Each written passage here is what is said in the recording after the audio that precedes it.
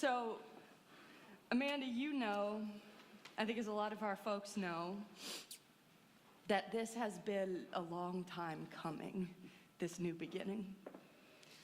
After 18 months of planning, and maybe more of worrying on my part, after over 50 candidates, after the hiring team met together more times than I could possibly name, and grew to trust each other to a degree that we told the truth to each other, even when it was complicated. After meeting candidates, after doing the work, after diving in, not only about who we wanted in ministry, but what ministry needed to be in this time at River Road, here we are, so honored and so grateful to set out an invitation, not just to preach and to teach, but to mix it up, to play in the sandbox of building church together, to extend that invitation to you, and to know that with your whole heart you said yes. And so my question for you, knowing how far we've come to arrive at this moment, is why did you say yes?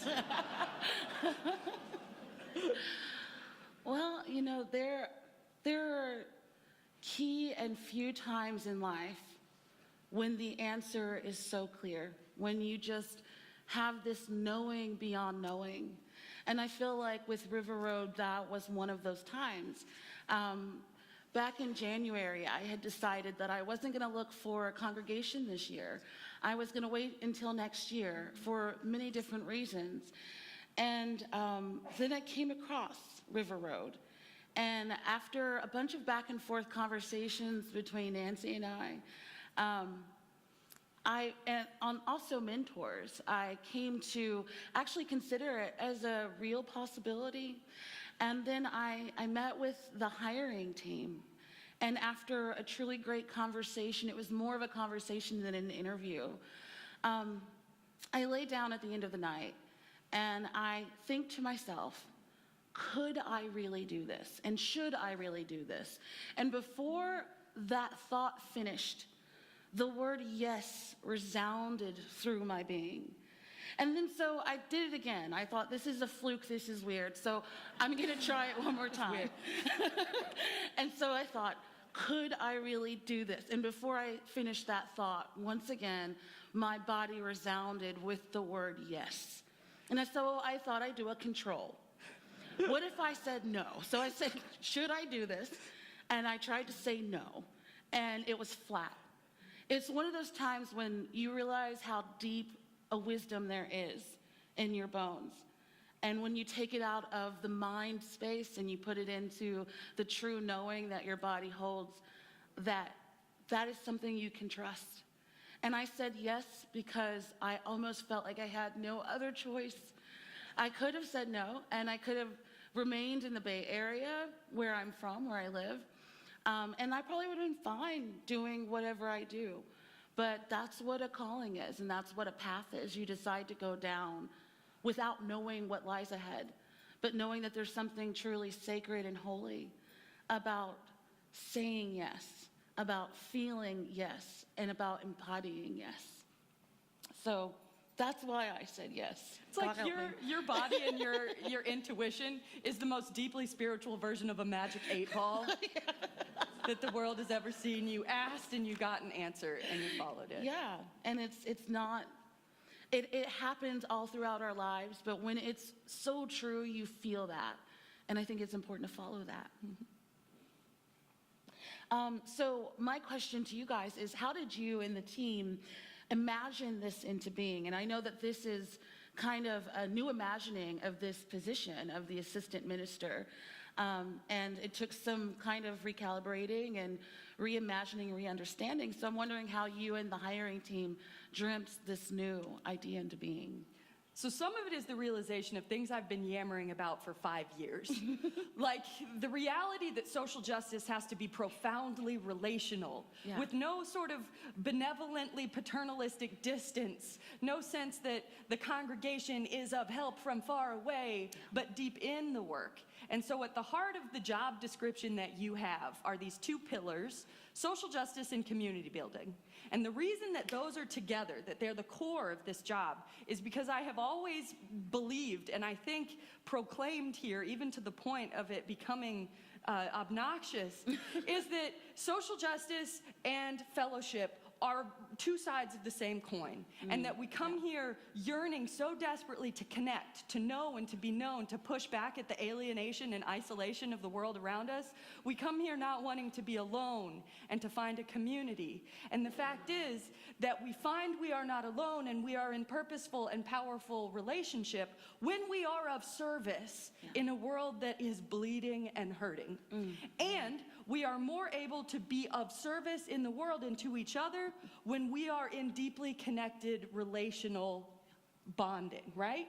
So social justice and community building are the same thing. They're not separable. And when we build our fellowship and the chance to have fun together, to eat together, to enjoy each other's company, we also build our capacity to make a difference. And that's why we shifted the position. Which our associate ministry position has had pastoral care at the heart of it for a very long time.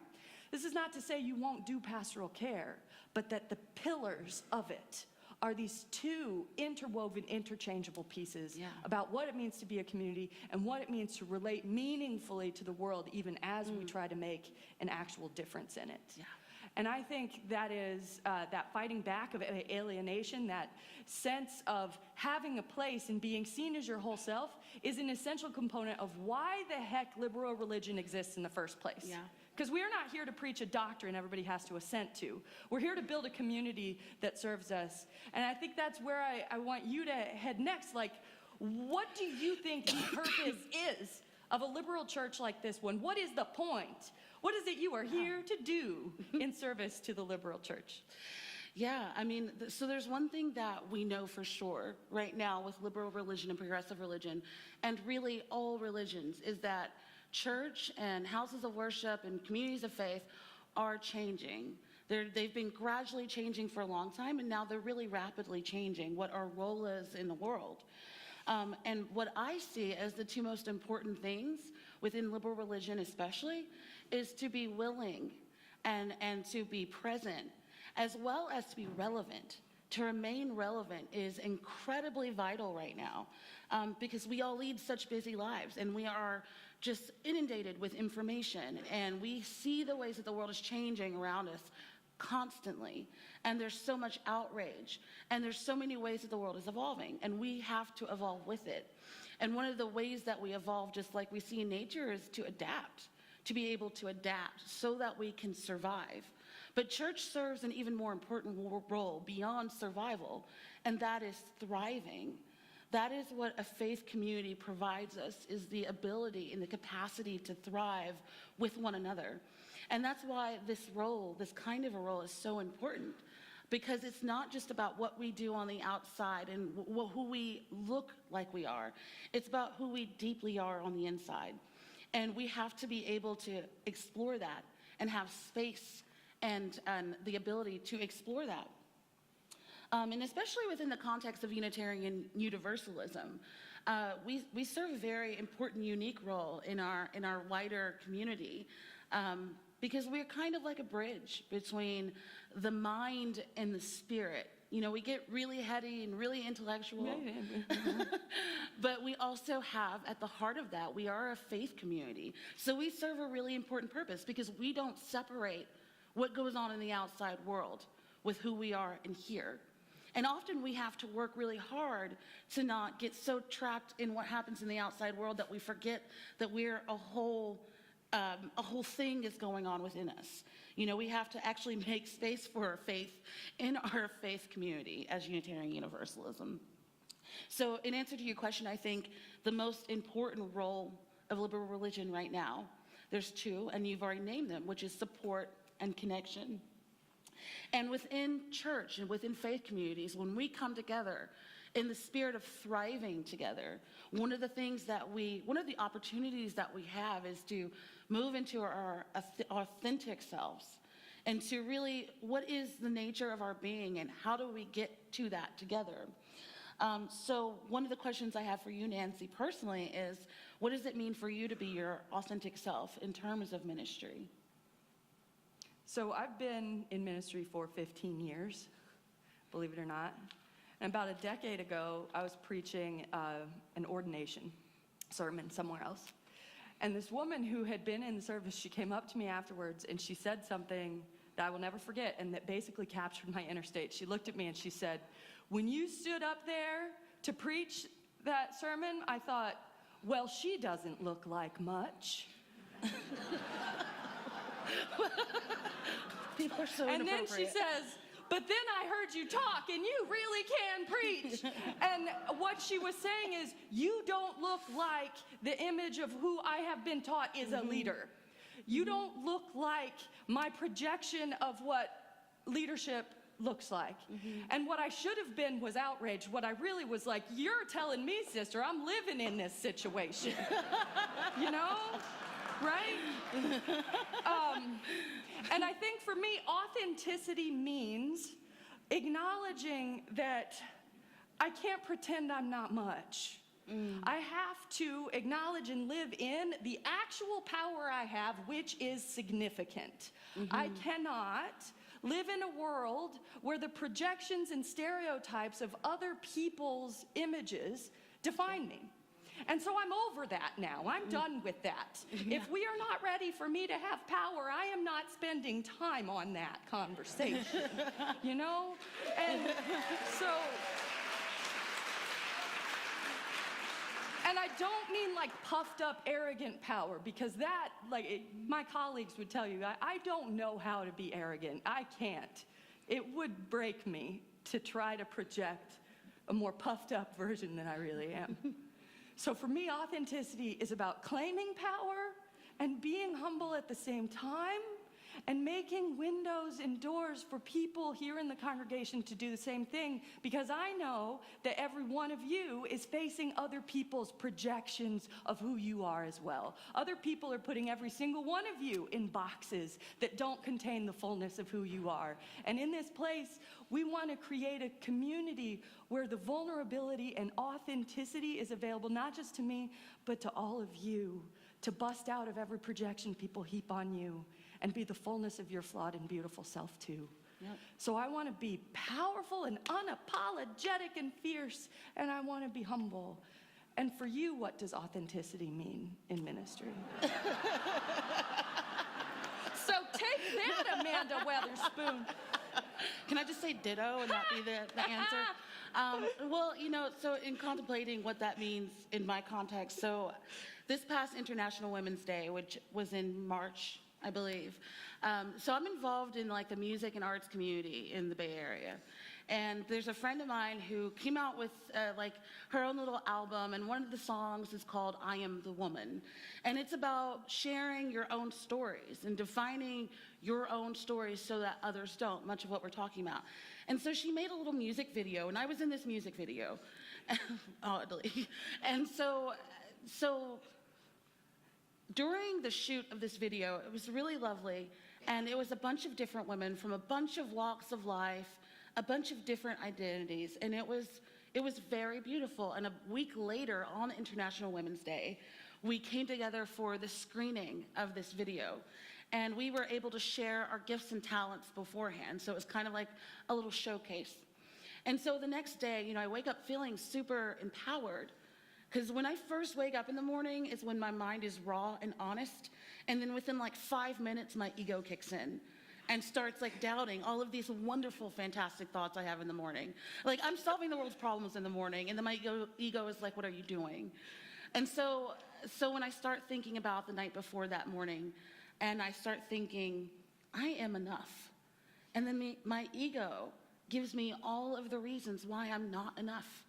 It's just listing reason after reason why that is a ridiculous thought. What about this? What about that? What about all the ways, all the things? And since so I decided, instead of like battling that and trying to get into some struggle with my ego, instead I presented myself with this one challenge, which was, what if I lived life as if I were enough? I don't have to convince myself of something that is hard for me to believe I'll get there. But what if I lived as if I were enough? And so that really challenged all of the ways that I move in the world, all of the ways that I get trapped in these systems of thinking that I don't meet X, Y, or Z standard, or all the projections people put on me with my identities. So when shame and doubt creeps into my life and into my behaviors, when I ask myself the question of what if I lived as if I were enough, that challenges those shames and doubts. And so when I talk about being authentic, really that's at the heart of it for me, is believing that I'm enough, because the rest will flourish. If I just let myself open up as a fountain, the fountain will run. It's the stuff that clogs it up, of not being enough, of not meeting the standards. So I open that up, and that's how I also view authenticity in ministry. Not hiding my gifts, or not shrinking myself for others' expectations of me, and really being able to explore what ministry is for me, because it is changing so much. People like you, people like me, change the face of ministry. Because ministry asks nothing less from us than our full, authentic selves. We say yes to ourselves, yes to one another, yes to life. Because the people can always tell anyway when we try to act like anything less than our full, fragile, powerful, and peculiar selves. We say yes to ourselves, yes to one another, yes to life. Because this world already has enough allies who perform their roles with caution, and leaders who hide their light under bushel baskets of their own making. We say yes to ourselves, yes to one another, and yes to life. Because this congregation and the beloved people in it can be beacons of hope, where each difference is honored and each person is greater than the sum of their categories. We say yes to ourselves, yes to one another, yes to life. Because we win nothing by singing in small voices and making change in small measures, when everything in us, among us, and around us shouts of abundance, of possibility, and change. We say yes to ourselves, yes to one another, and yes to life.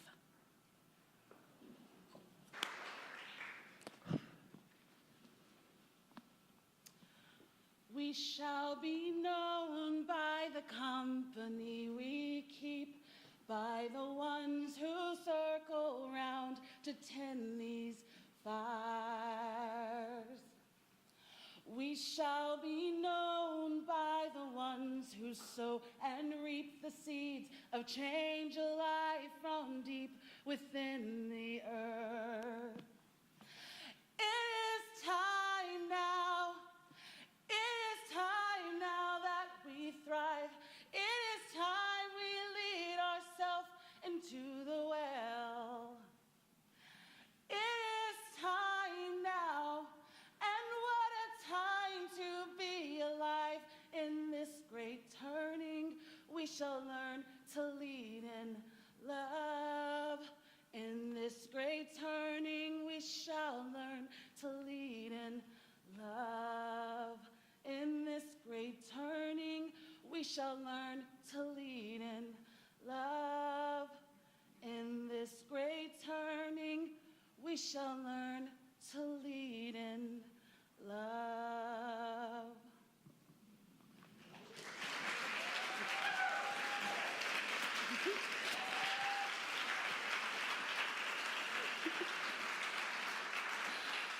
Spontaneous enough for you?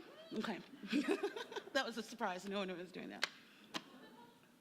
Good morning, beautiful people. Good morning. How lovely to be among you today, and what an honor. And y'all got me feeling all kinds of emotional this morning. So if I just start crying in the middle of this, I apologize in advance. Hopefully that won't happen. So one of the central questions within ministry that continues to weave its way into my conversations with Unitarian Universalists is, why are you here?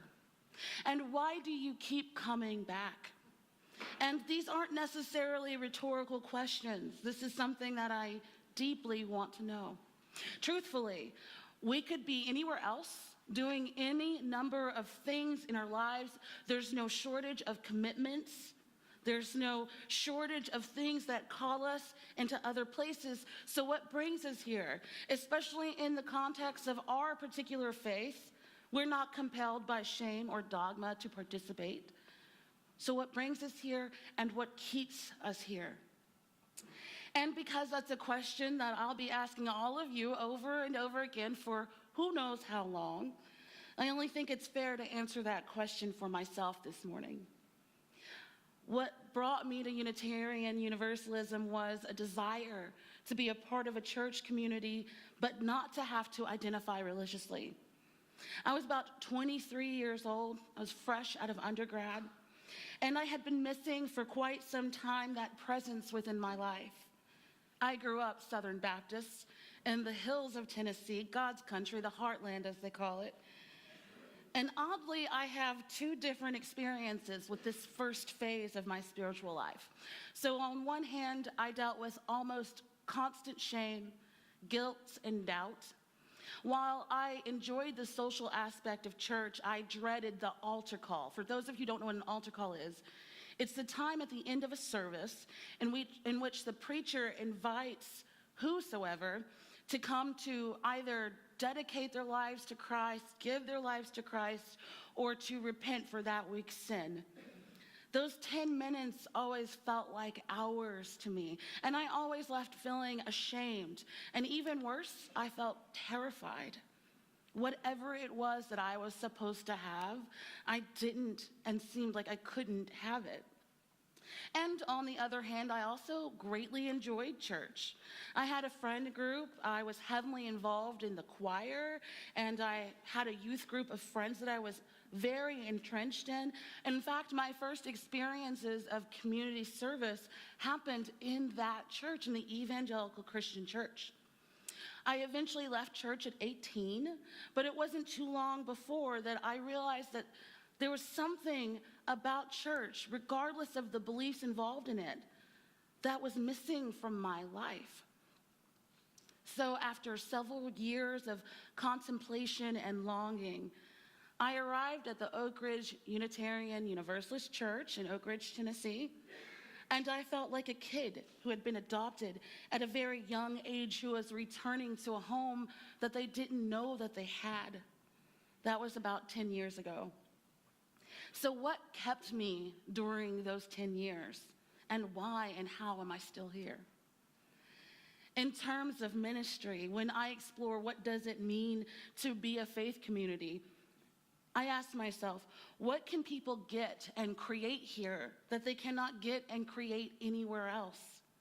I am still here because I can wrestle and learn and grow and thrive here unlike I can anywhere else.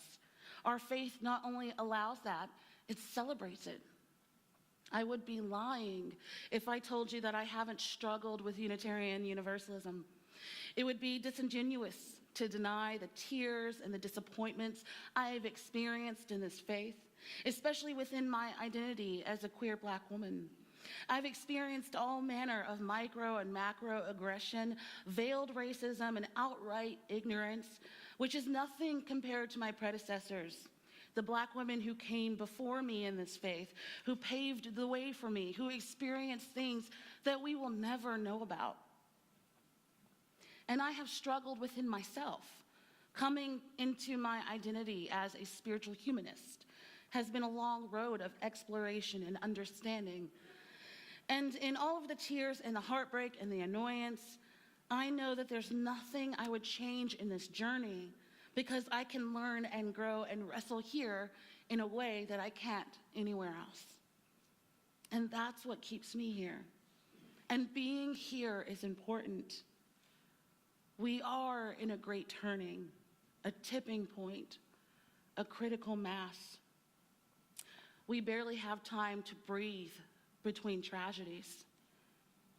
We barely have time to get our footing in cultural shifts. We haven't gotten a week off from outrage in a year and a half.